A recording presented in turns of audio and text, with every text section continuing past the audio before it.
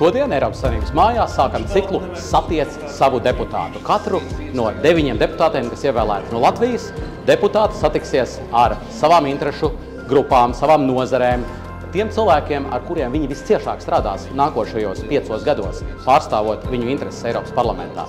Šodien satiekamies arī ar Iebu, runāsim par to, kā atbalstīt Latvijas zinātniekus, pētniekus, inovatorus, kā viņiem labāk palīdzēt, kā tad, kad nāks jaunais Eiropas komisijas priekšlikums par nākošā gada budžetu, kā no šī budžeta Latvijas zinātniekiem dabūt vairāk. Ir skaidrs, ka Eiropa nepārtrauks iepalikt globālajā attīstībā, ja mēs neieguldīsimies zinātnē un inovācijās. Latvijai no šī procesa ir jāiegūst.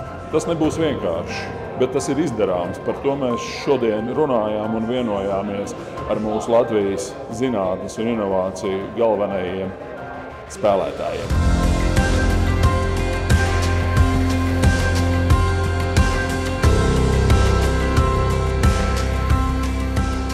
Šodienas sarunā Satiec savu deputātu. Deputāts Ivars Ījāps varēja dzirdēt no Latvijas zinātniekiem, Latvijas uzņēmējiem, Latvijas universitāšu pārstāvjiem ceļavārdus, ceļamaizes saviem 5 gadiem Eiropas parlamentā. Diskusijas skāra ārkārtīgi būtiskas tēmas, piemēram, kādā veidā tiks finansēta zinātne Eiropas līmenī nākošajos 5 gados, kā tas varētu ietekmēt Latviju, vai Eiropas komisija nāks klajā ar jaunu priekšlikumu par vienotu finansējumu fondu, vai apvārsnes Eiropai pastāvēs šobrīdējā veidolā, kas Latvijai būtu izdevīgi, kādi nosacījumi, kādi risinājumi. Zinātne ir vienīgais veids, kādā veidā Latvija var sasniegt turību.